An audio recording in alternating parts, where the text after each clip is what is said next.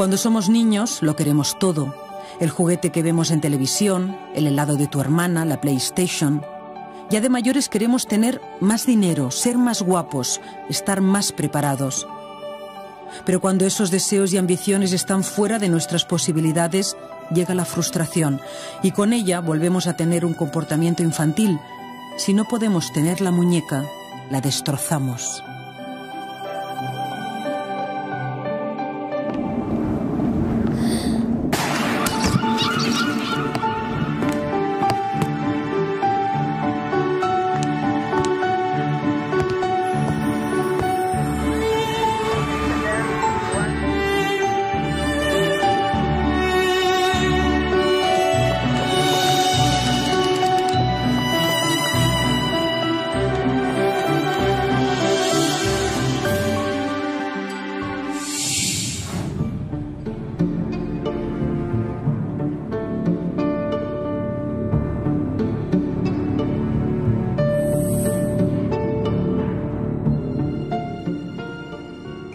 Se encuentra al lado una colilla. La policía dice que esa colilla ha sido tirada después de que esa mujer esté muerta porque no ha sido arrastrada por el cadáver. ¿Cómo justificas la presencia de ADN en esa colilla? Es que el cadáver no fue arrastrado. El cadáver supuestamente, además de que indican que el cadáver en el primer... es que el cadáver supuestamente fue bajado hasta abajo, dando pequeños golpes con el martillo, supuestamente indican. Esta macabra historia empieza en la cuarta planta de un parking del barrio del Putxet de Barcelona. Durante 22 días, un asesino en serie hará enloquecer a toda la policía y sumirá en el pánico a las mujeres de la ciudad. Su nombre es Juan José Pérez Rangel, un joven capaz de conseguir que ninguna mujer se atreva a entrar sola en un aparcamiento por miedo a morir en manos del que pronto se conocerá como el asesino del parking.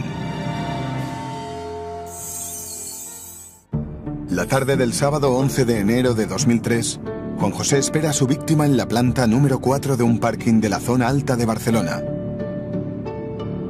justo al lado del ascensor y de la puerta que accede a la escalera de servicio. Unas escaleras muy poco utilizadas.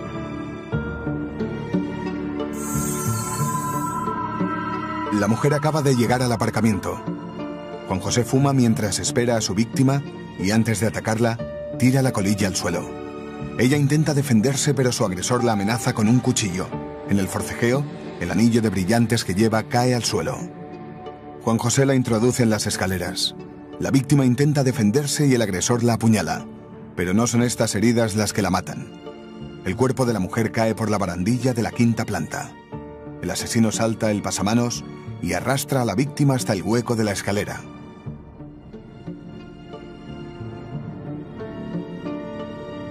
Utiliza un martillo para aplastarle el cráneo y rematarla.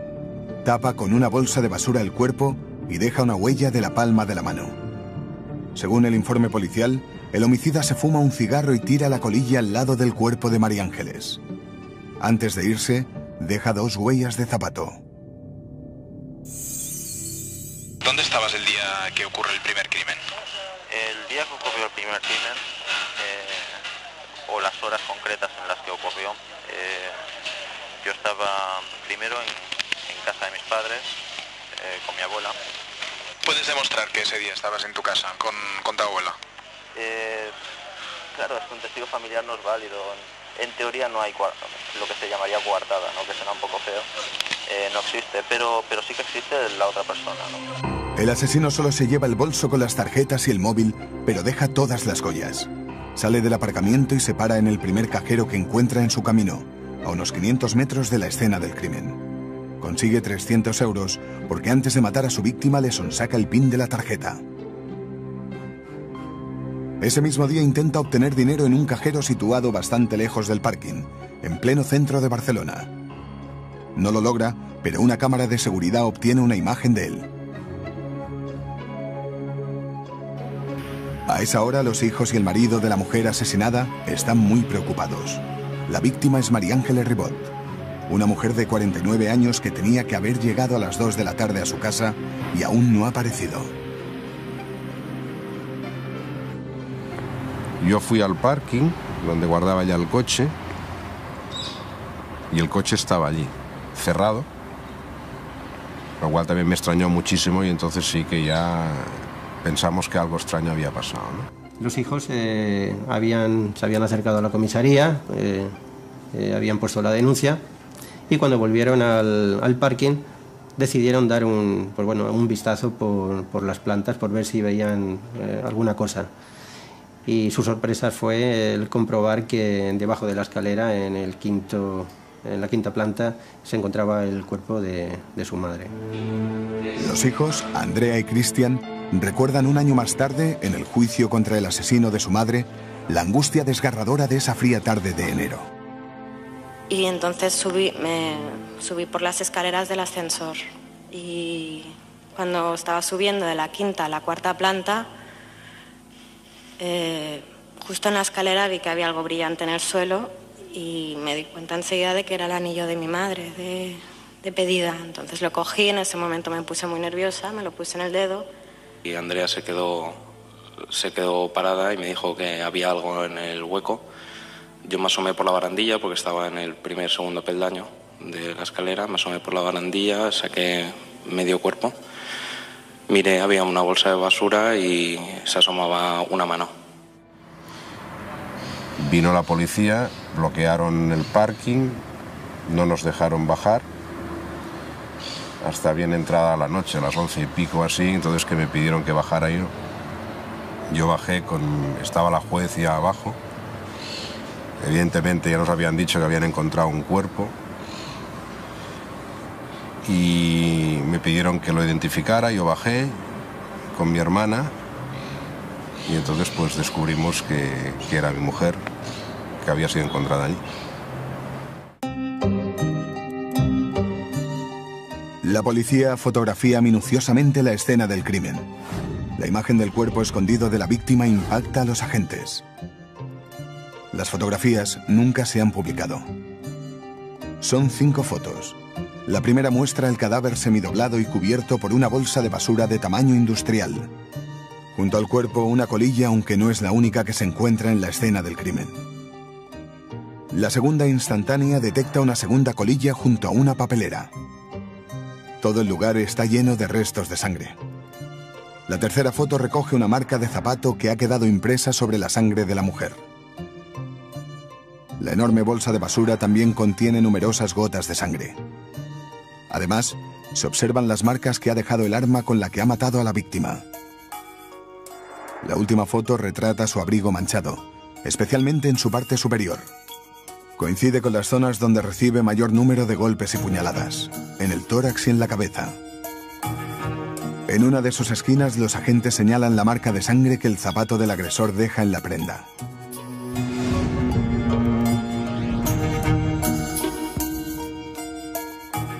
La policía lleva más de 2 horas recopilando datos en la escena del crimen junto con el marido de María Ángeles, cuando este recibe un mensaje. Hubo un mensaje desde el móvil de mi mujer diciendo que no vendría a dormir pero que estaba bien, algo así, exacto. No sé exactamente las palabras, pero era parecido a eso.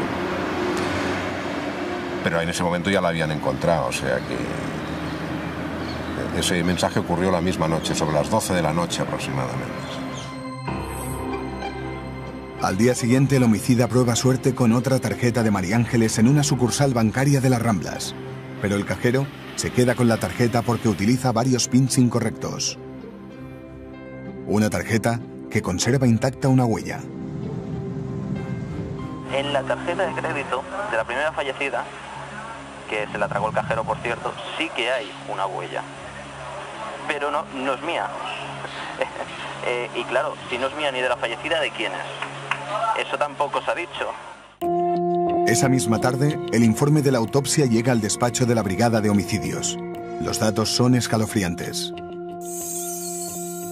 La víctima recibe una treintena de cuchilladas, la mayoría superficiales, pero 2 son más graves, la del costado y la del abdomen. Ninguna le causa la muerte, pero aumentan su agonía. Lo que acaba con la vida de María Ángeles es un politraumatismo cráneoencefálico. Su agresor la golpea varias veces en la cabeza con algo parecido a un martillo de encofrador. Y esto le provoca varias fracturas en el cráneo y pérdida de masa encefálica. Antes de morir, María Ángeles opuso mucha resistencia porque el cadáver presenta heridas profundas en las manos y golpes en los brazos que le hace su agresor cuando ella intenta defenderse.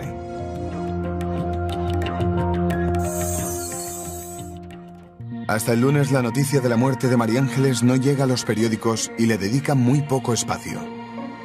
En las redacciones aún no saben que pronto se enfrentarán a una historia que ocupará decenas de portadas. Un día que recibo una llamada de una persona que conoce de la investigación y que me explica una serie de datos que hacen que no me permite revelar, pero que hacen que digamos, a partir de ese momento permanezca muy atento. Y es que me revela que alguien desde el móvil de la víctima ha llamado a la familia. Juan José Pérez Rangel no es consciente de que esas llamadas serán vitales en la investigación que le conducirá a la cárcel. Fue una llamada diciendo una persona que sabía lo que había pasado, que tenía información y que si a mí me interesaba que fuera a la estación de metro de Verdaguer y que quería 2.000 euros para ayudar a su familia, que necesitaba el dinero y que me daría información a cambio de ese dinero. Antonio le pide algún dato que confirme que conoce detalles del asesinato. Enseguida se da cuenta de que está hablando con el asesino de su mujer porque le enumera uno a uno los números del PIN de la tarjeta de la fallecida. ¿Tú nunca le llamaste? Nunca llamé a esta persona. Imposible, yo no tenía ningún teléfono ni sé quién es. Solo lo he visto en juicio y ya está. Él como asesino es un chapucero. No podemos considerar a Ángel, como por otra parte a la mayoría de los asesinos en serie, ningún genio de nada. De hecho, cuando él mata por vez primera, intenta extorsionar al marido de su primera víctima. Eso es una cosa absurda. La policía sitúa en un mapa las llamadas que el agresor hace a Antonio Melero el 13 de enero, solo 2 días después del asesinato. Todas las hace desde diferentes cabinas telefónicas de la ciudad de Barcelona. La primera se produce desde la Plaza Cataluña. El asesino se cita con el marido de la víctima en el Corte Inglés de la misma plaza, en pleno centro de la ciudad, pero no se presenta.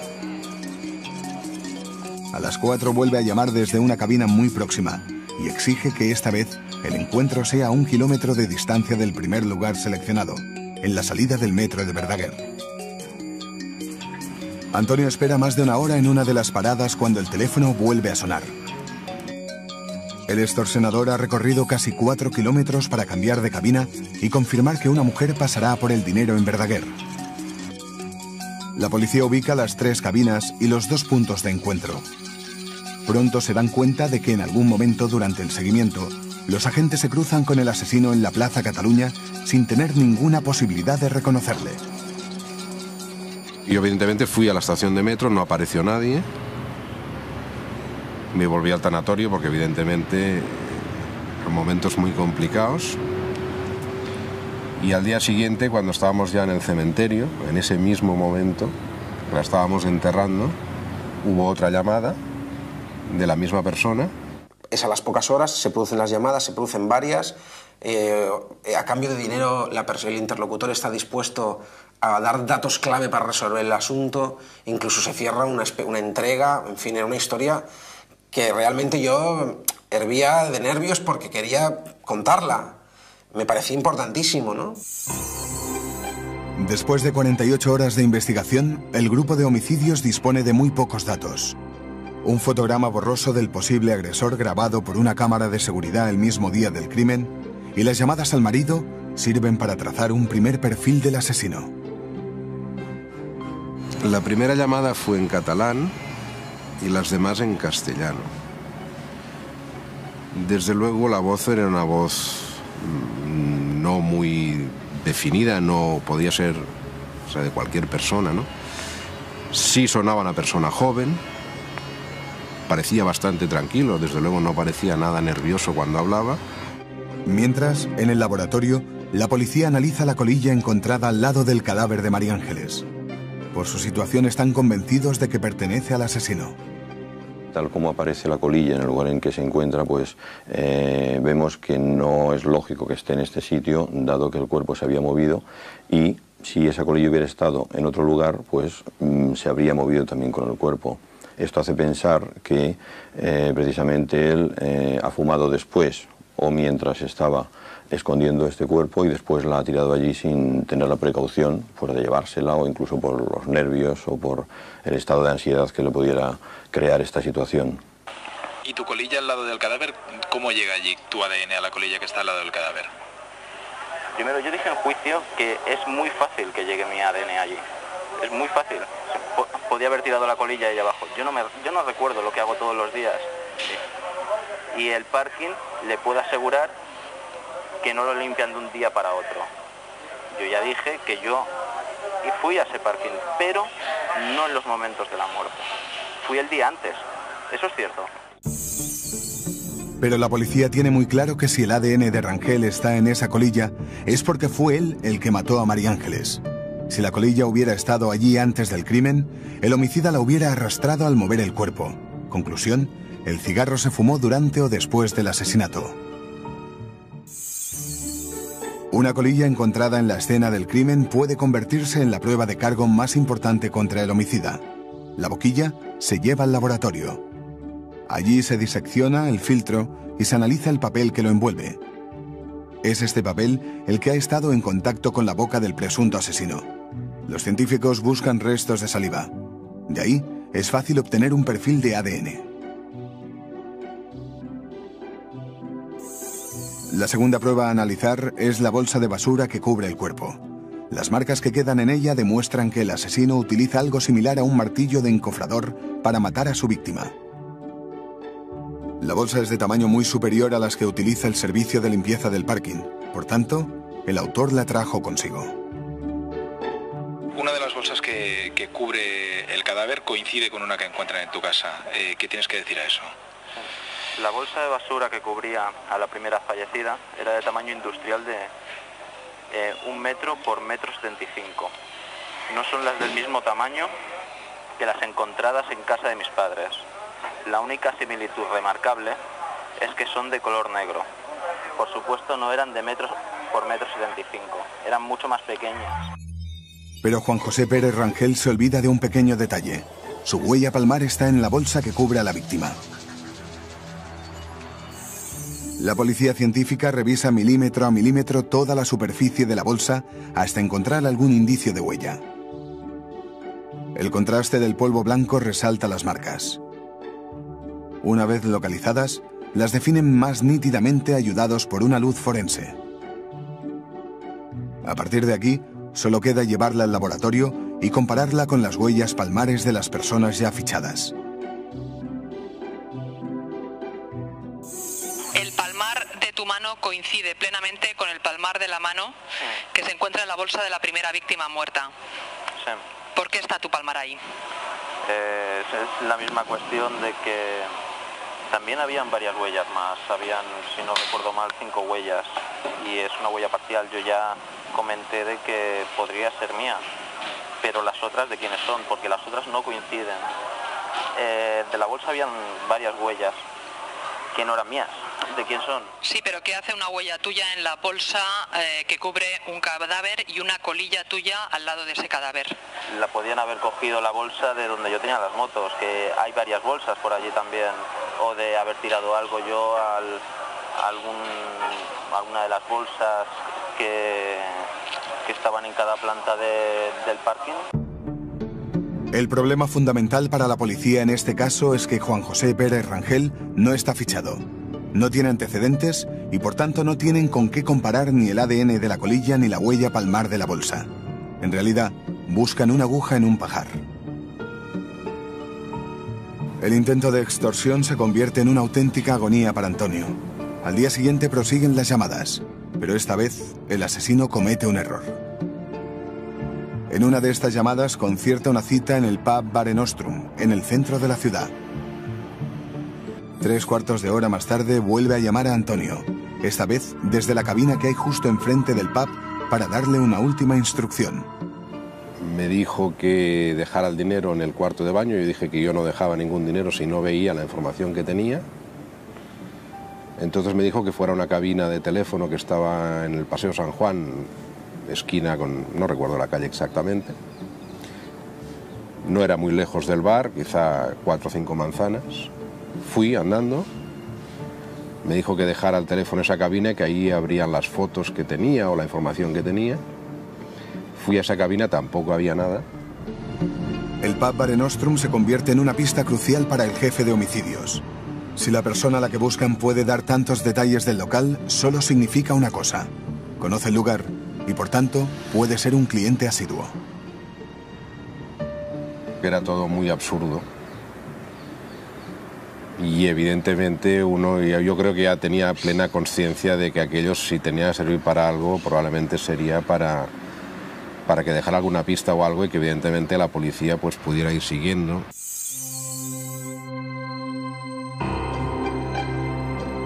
Han pasado 11 días y parece imposible estrechar el cerco policial.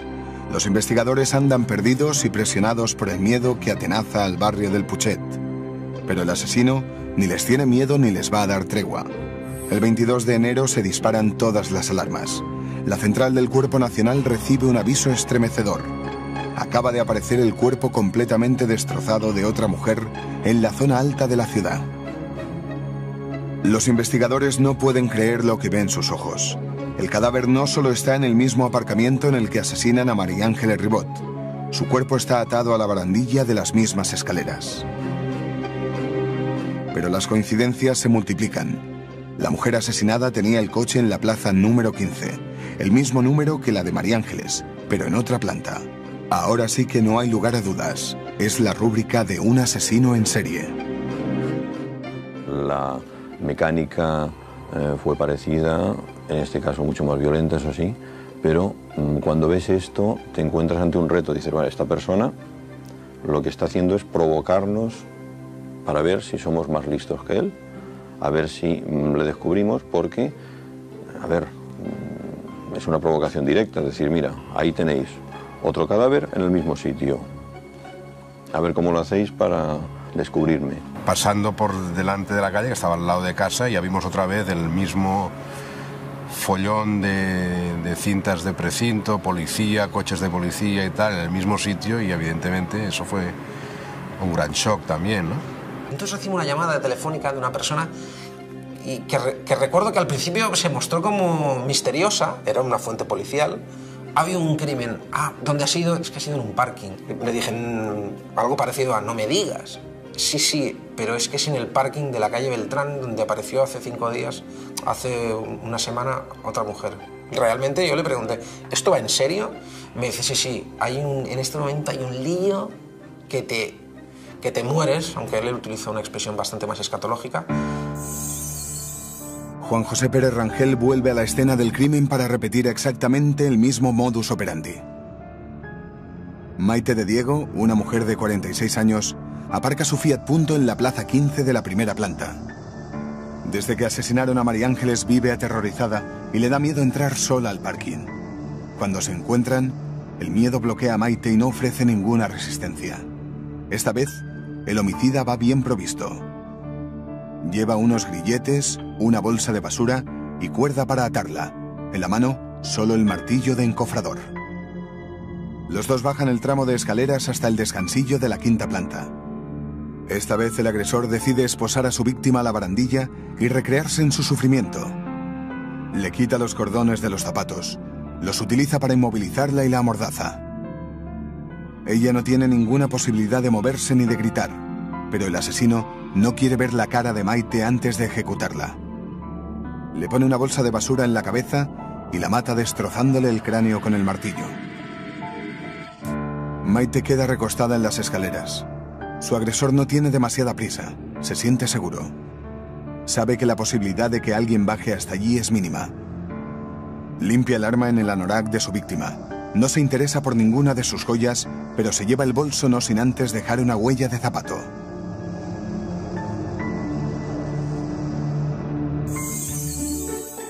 Cuando la policía detecta la huella de un zapato en la escena de un crimen, lo primero que hace es trasplantarla para poderla analizar en el laboratorio.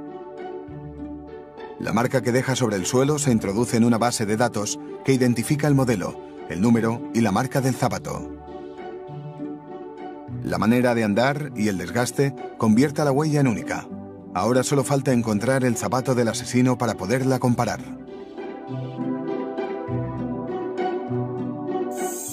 La segunda víctima es Maite de Diego, una mujer de 46 años que regenta un gimnasio con su marido muy cerca del parking. Al ver que pasa el tiempo y no regresa al gimnasio, su marido, Ruperto, decide ir al parking a buscarla. La encuentra muerta en las escaleras de la quinta planta.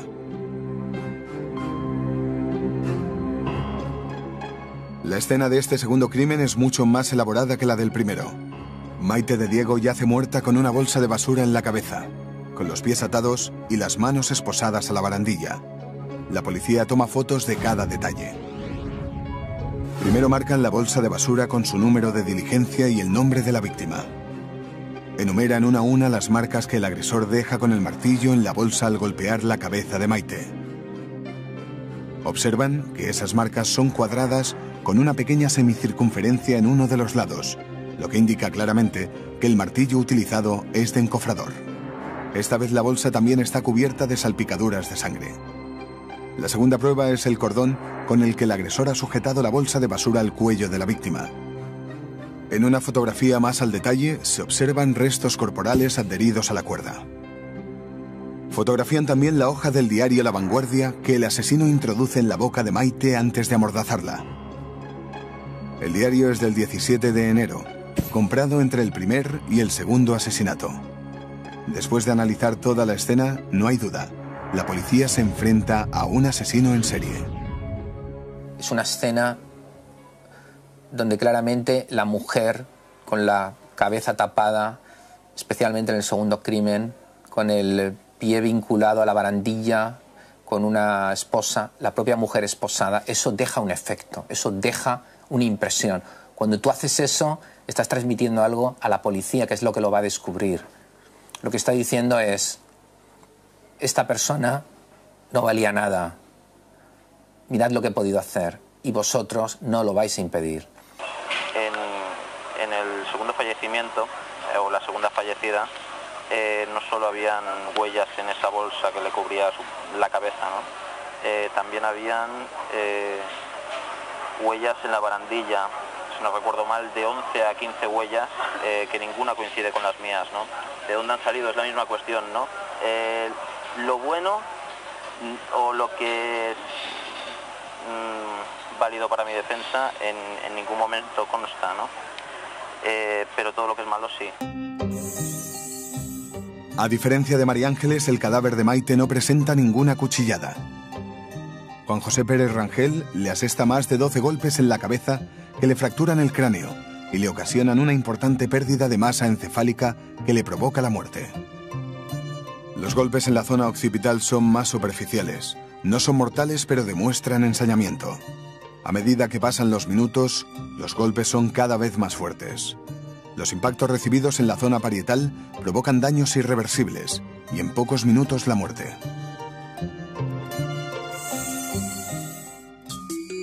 Los titulares sobre el caso ocupan las portadas de toda la prensa. El periódico titula: La policía atribuye al mismo asesino la muerte de otra mujer en un parking.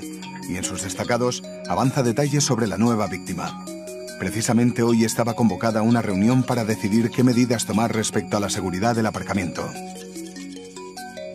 El Mundo titula: La policía busca a un psicópata como autor de los crímenes del parking. En sus páginas interiores da más detalles. Un testigo aseguró que el hombre entró muy alterado y gritando: «Mi mujer está muerta. ¿Cómo se lo voy a explicar a mi hijo?». El barrio, yo recuerdo maridos que acompañaban a sus mujeres a coger el coche en el aparcamiento, el número de padres y madres que acudían personalmente a recoger a sus hijos al colegio era mucho más, y a llevarlos sobre todo por la mañana, mujeres que se quedaban para ir a la compra juntas, en fin, recuerdo muchísimas cosas. El pánico se extiende a toda la ciudad, pero se vive con especial intensidad en el barrio del Putxet.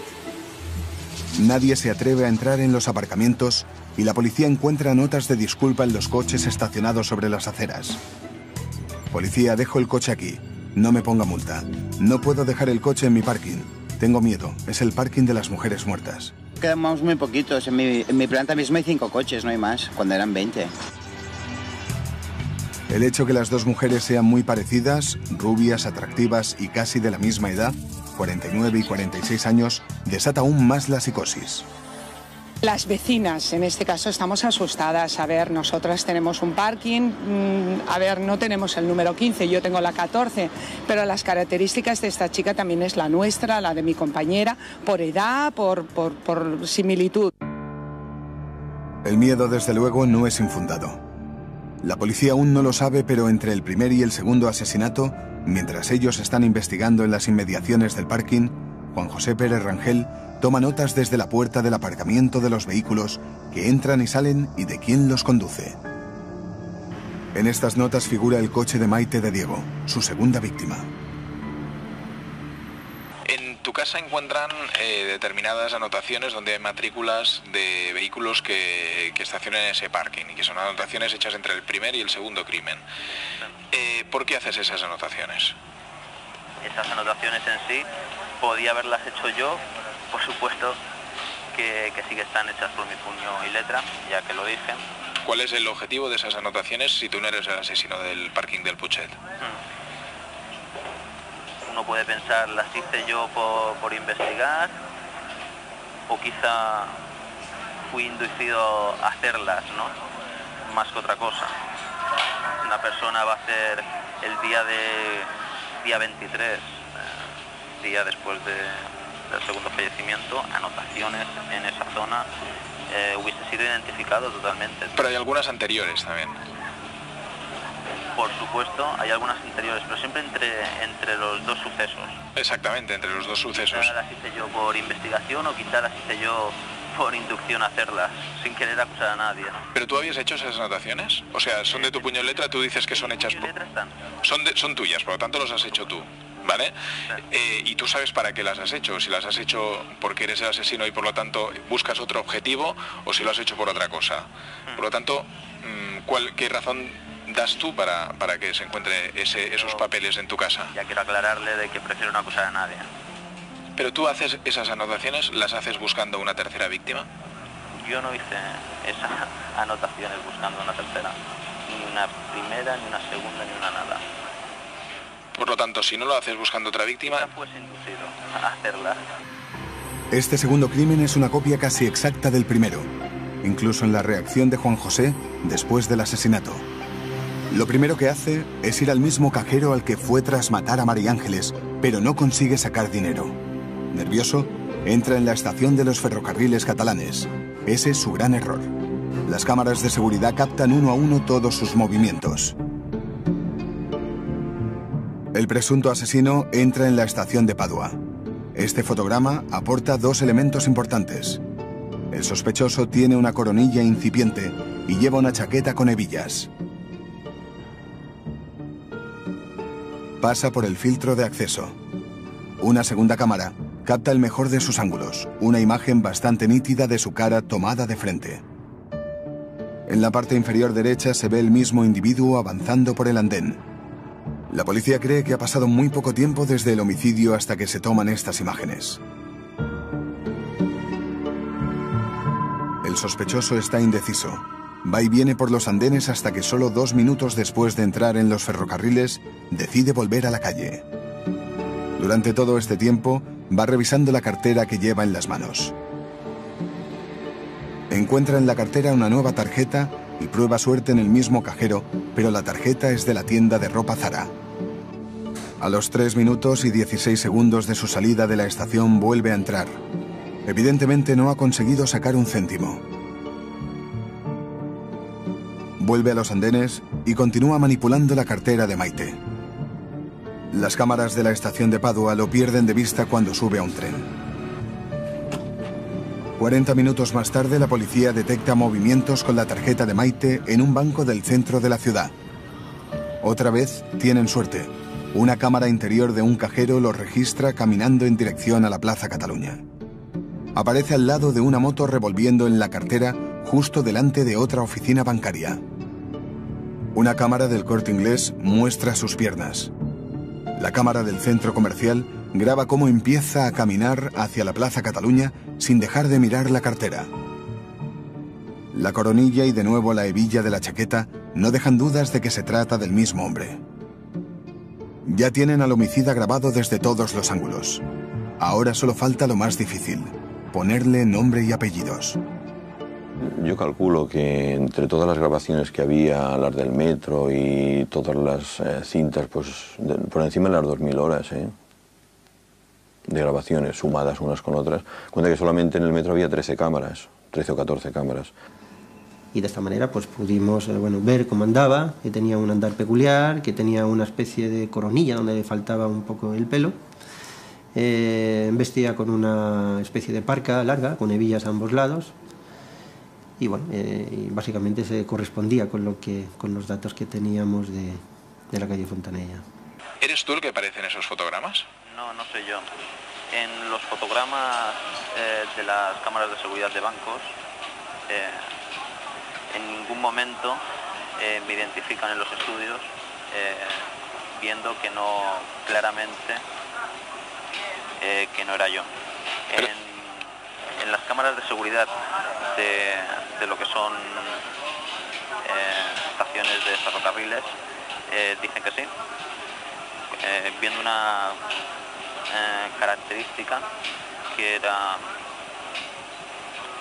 era una cierta calvicie en coronilla, que se contradice en lo que es juicio, ya que yo no la tengo.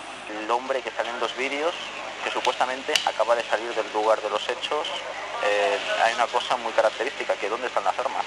¿Dónde está con lo que lo ha hecho? No lleva ninguna bolsa, la chaqueta, si no recuerdo mal en las imágenes, estaba abierta. ¿Dónde están? Se tiraron a la basura. Lo primero que mira la policía es mirar en la basura de los contenedores cercanos. Se dejó en la zona, se hubiese encontrado, o alguien las hubiese encontrado. Da cuestión a que pueden ser que hayan participado más personas, no solo la persona que ha salido en el vídeo, sino que se puede pensar en muchas cosas, ¿no? Los fotogramas no son del todo claros, pero la policía inicia el puerta a puerta. Enseñan a todos los vecinos la foto para ver si alguien logra aportar alguna pista. Saben que es vital detener al asesino porque en cualquier momento puede aparecer la tercera víctima. Por ejemplo, esa tarde yo llamo a una persona que presumo que puede saber algo y es la que me dicen: tengo el careto del que creemos que es el malo. Lo tengo delante, que tengo un printer. ¿Tienes un printer? ¿Pero cómo que tienes un printer? ¿Quién nos ha dado el printer? No, no sé qué, la brigada que nos ha pasado el printer. Digo, si hay un printer, hay una grabación. La existencia de estos fotogramas hace enloquecer a las redacciones de los medios de comunicación. Obtener esta foto puede convertirse en la exclusiva del año. Mientras se hacía la investigación no se filtraba nada porque nosotros nos reíamos, nos decían, mira lo que dice ahora el periódico, mira lo que dice La Vanguardia, mira lo que dice, claro, ellos iban diciendo, dando palos de ciego, ¿no? De hecho tenían que informar e informaban. Mientras los periodistas están entretenidos intentando conseguir el fotograma que muestre al país la cara del asesino y las patrullas policiales buscan esa cara entre el 1,5 millones de personas anónimas que circulan por la ciudad, el jefe de homicidios apuesta fuerte por un lugar. El pub Mare Nostrum, el sitio donde el agresor se citó con el marido de la primera víctima. Porque pensábamos que era una zona conocida por el agresor, y este dispositivo de vigilancia discreta nos permitió identificar fuera de lo que son, prefiero las proximidades del bar, algún sujeto que pudiera responder a las características de la persona que andábamos buscando. Y fue con ocasión de este dispositivo cuando conseguimos identificar a Rangel. ¿Tú eras cliente habitual del Mare Nostrum? Cliente habitual. Me movía por la zona, iba varias veces. Muy habitual no era. Lo he pisado varias veces, sí, pero no. Durante varios días los agentes de la brigada de homicidios se turnan en el bar y fingen ser clientes. El 27 de enero, Juan José entra en el pub. Los agentes están seguros de que es el mismo individuo que aparece en las cámaras de seguridad. Y cuando sale, le piden la documentación. Yo entregué la documentación, solicité el por qué, no sabía, y se me dijo, pues, presumo yo que una excusa, ¿no? No, que ha pasado una pelea por aquí cerca, y queremos saber, no hay problema, presente la documentación. Y entonces ya tenemos una cara con nombre y apellidos. porque aquel policía que identificó a esta persona pues lo reconoce y dice, sí, cuando estábamos en tal servicio, efectivamente, le pedí documentación y comprobé que era este. A partir de ahí ya puedes imaginar que la cosa se facilita enormemente y nuestro trabajo, bueno, ya vemos el cielo abierto, ¿no? Una vez identificado, comparan su nombre con el listado de propietarios y arrendatarios del parking y descubren que solo un año antes había alquilado durante un mes una plaza de moto allí. Ya tienen una conexión entre el sospechoso y el parking. La razón por la que mata en el parking es triple. Una, porque él busca en concreto mujeres de un determinado perfil que están en ese barrio y que utilizan ese parking. Dos, porque él conocía el parking y se sentía cómodo en él. Tres, porque él ha encontrado un lugar idóneo en ese parking para matar, que es el sótano quinto. Esas son las tres razones por las que él decide matar ahí. Y lo volvería a hacer. El asesino del Putxet tiene solo 24 años y vive con sus padres en uno de los barrios más marginales del área metropolitana, el barrio de la Mina. Han pasado 24 días desde la muerte de María Ángeles y 8 desde que murió Maite. La policía ya tiene a un sospechoso claro y la presión mediática es brutal, tanto que el miedo a las filtraciones precipita la detención. Esos rumores insistentes de la detención y de que un medio de comunicación lo iba a filtrar, etcétera, etcétera, al final lo detienen, y no lo detienen en su casa, lo detienen interceptando el vehículo en el que iba con su madre, en la ronda litoral. Pues la detención en sí fue un poco escandalosa, ¿no? Fue coches de delante abrirse las puertas, y policías de paisano, ¿no? Que ni siquiera en ese momento sabía que eran policías, ¿no? Los del coche de atrás, todo muy rápido, ¿no?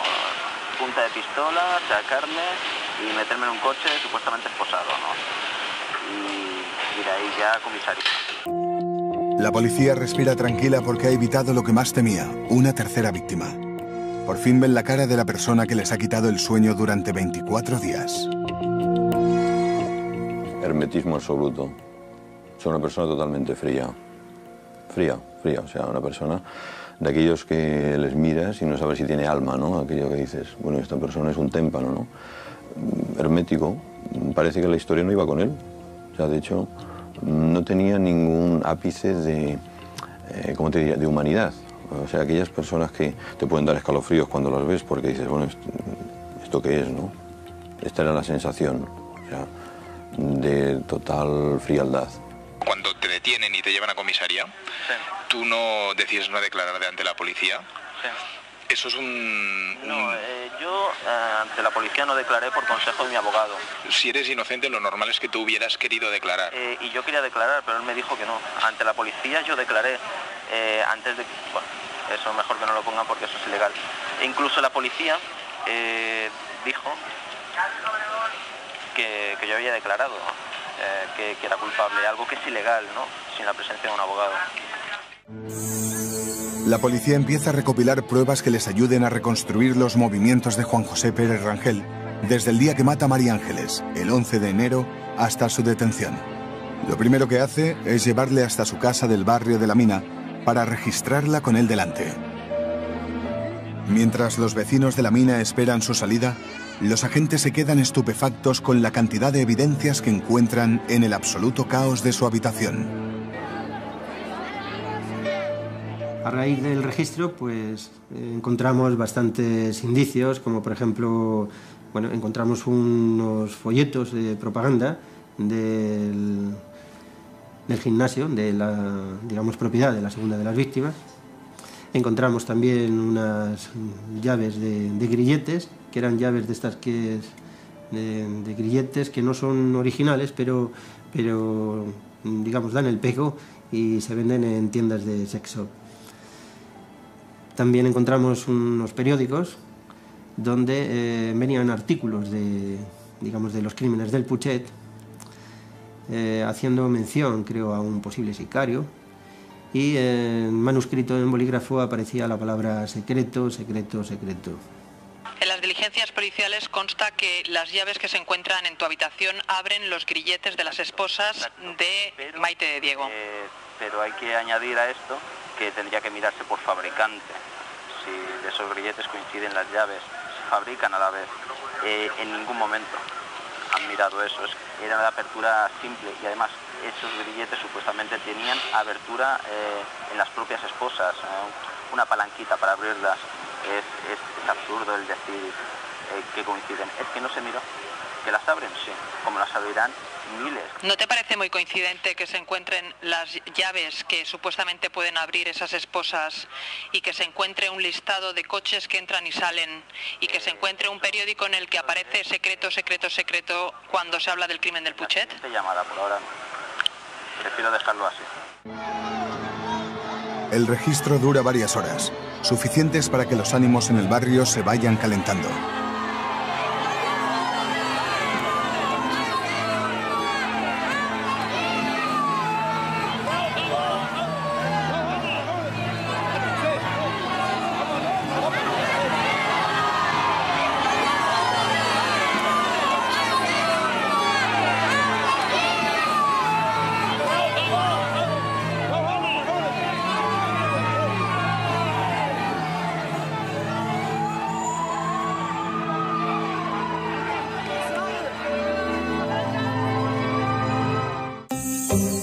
La policía científica hace un perfil fisonómico comparando las fotos de la detención de Juan José Pérez con los fotogramas obtenidos por las cámaras de seguridad.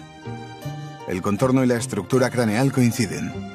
La forma facial con cara alargada también. Y, cómo no, la coronilla. Juan José Pérez Rangel es el único que sigue negando las evidencias. Hay una cosa que decían ellos que era muy importante, que era una cierta calvicie en la coronilla. Esto en sumario, y durante instrucción se afirmó totalmente que era yo, pero luego en lo que era juicio ya se apartó totalmente la calvicie en la coronilla, viendo que yo no la tenía.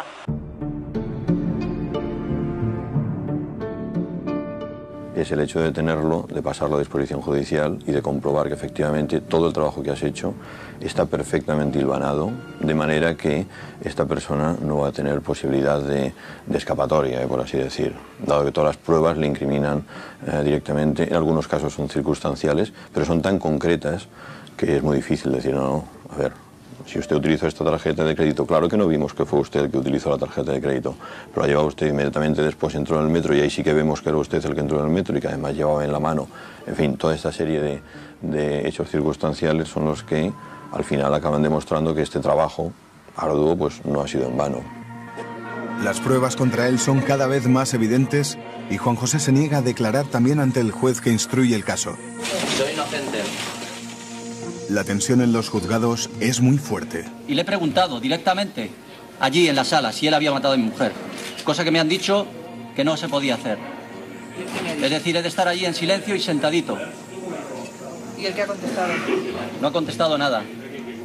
Yo quiero saber de su boca. Quiero saber las pruebas. Quiero tener la constancia absoluta de que ha sido él. Si recuerdas qué hiciste o qué estabas haciendo o dónde estabas el día que asesinan a Maite de Diego. La segunda fallecida, ¿verdad? Sí. Yo en ningún momento estaba ahí. Hay un testigo que sí que estaba conmigo esos días, que yo dije que estaba conmigo. En ningún momento sale su nombre en sumario, ni sale su afirmación, que supuestamente pasó todo 2 semanas conmigo. Un testigo que es válido para mi defensa, prefieren no decirlo, ¿no? Que prefiero, por supuesto, no decir nombre, ¿no? Por si algún día, bien sabe, hay una repetición de juicio, esperemos que pronto. El trabajo de la policía científica y de los investigadores de homicidios responde una a una todas las incógnitas sobre el caso y desmonta las explicaciones de Juan José. Él vive en un barrio de gente muy modesta y un año antes elige uno de los lugares más caros de Barcelona para vivir con su novia. Alquila una plaza de parking que solo paga el primer mes, pero se queda con las llaves. Eso explica su facilidad para entrar y salir del aparcamiento. Tú tenías el parking alquilado y pagaste un mes. Y esto sucede muchos meses después de que tú tengas ese parking alquilado. Tú en principio no podías tener un vehículo dentro del parking. Prefiero no comentar eso ahora. Lo de la colilla, el día antes de los hechos sí que fui al parking. Pero el mismo día no. Ese día yo no fui. El día antes de que muriera la primera víctima, tú vas al parking, pero tú tienes tu vehículo allí. En principio, si no has pagado el parking, no puedes tener tu vehículo dentro. Ya se lo daré de la otra manera. Eso todavía no. Prefiero no darlo ahora. En su casa hallan una tarjeta de una agencia rusa de contactos. Su propietaria, Irina, explica que el día que matan a la primera víctima, Juan José había quedado con ella y con una chica rusa por la que había pagado 600 euros para iniciar una relación. Las dos le esperaron varias horas, llegó tarde y manchado de sangre. Y esta chica es la que dijo que llevabas manchas de sangre, que tenía restos de una pelea. No fue esta, fue otra persona la que lo dijo, que habló en nombre de la persona en concreto que yo fui a buscar. Que claro, Si hablamos de Irina en este caso. Exacto, esta persona habló en nombre de la otra, dijo que habló sobre el día 23, pero no llegaron a preguntar sobre el día 22. ¿Y tú ese día ibas, tenías signos de pelea, tenías signos de sangre en el cuerpo? Por supuesto que no. Si no hubiese sido visible tanto en la calle o en cualquier lugar que yo tenía eso, ¿no? Yo no tenía ningún signo de sangre ni de nada. Irina declara ante la policía y ante el juez y su testimonio es detallado. Vino unas 2 o 3 horas más tarde. Bueno, lo vi un poco nervioso. Me comentó que había tenido un accidente del coche. Y vino un poco sucio, con la ropa manchada. En su fantasía, las mujeres del Puigcerdá se convierten en un objeto de venganza. Y por eso, como todo asesino en serie sexual, mata a las mujeres y las tortura. Porque cuando las tortura lo que está diciendo es, de acuerdo, ¿y ahora quién manda? ¿Y ahora qué sois? No me miráis cuando camino a vuestro lado, no me consideráis digno, pero ahora dime, ¿quién es el que manda? ¿Quién es el puto amo en esta situación? Yo te voy a demostrar ahora quién soy. Ese es el terrible mensaje de Rangel. Juan José no tiene ninguna coartada clara y el brillante trabajo de la policía científica resulta fundamental el día del juicio. Él seguía manteniéndose en que era inocente y éramos todos los demás los que teníamos que demostrar que no lo era, que era culpable. Y su sensación era de total indiferencia, o sea, es que no hacía ni caso. Él estaba ahí, de vez en cuando miraba, a veces me miraba, pero bueno, como quien mira declarar a cualquier otra persona, no le causaba ningún nerviosismo ni ninguna alteración en su ánimo. A Pérez Rangel solo le queda una estrategia: intentar inculpar a otra persona. Insinúa que Ruperto Bilbao, el marido de la segunda víctima, puede estar detrás del crimen y que la primera mujer muere por error.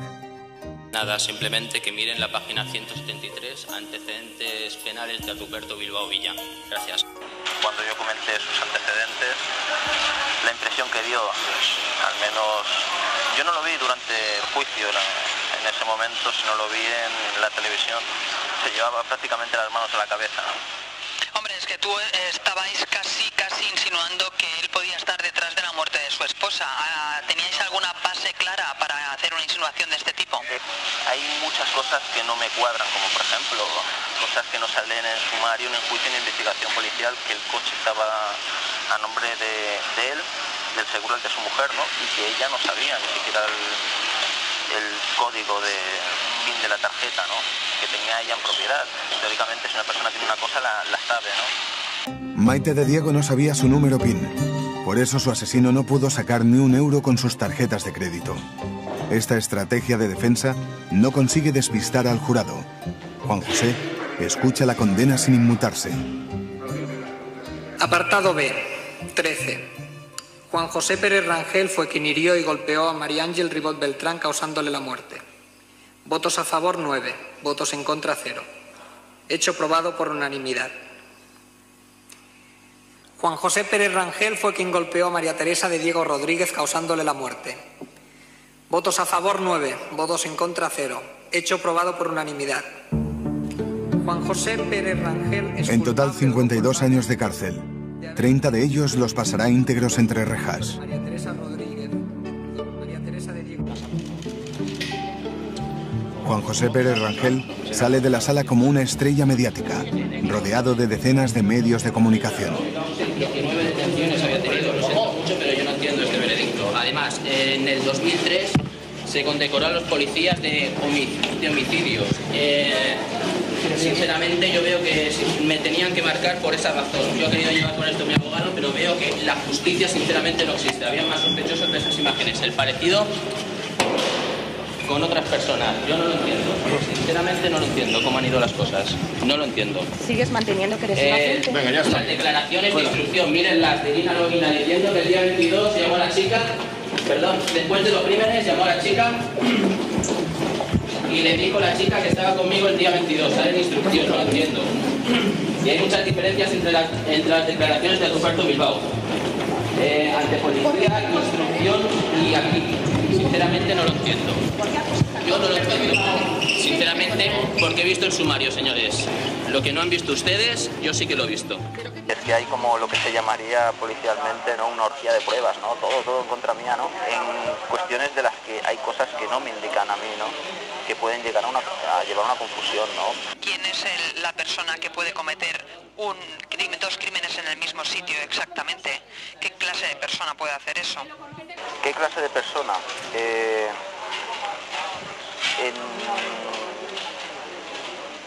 ¿Cómo podría decirlo? La persona que hiciera eso podría ser un ajuste de cuentas, podría ser algo pasional, sin querer señalar a nadie, ni un psicópata no lo creo.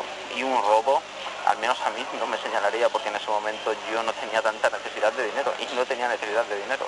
Al no haberla, y el robo ya descartado, se indujo a una psicopatía, pero es que también el examen psiquiátrico dice normal. A mí, cuando se me miró, dijeron que estaba normal. No hace falta estar loco para cometer un crimen. La frustración que nos provoca desear lo inalcanzable puede llevarnos al odio y al resentimiento. Y no todos somos capaces de controlarlos.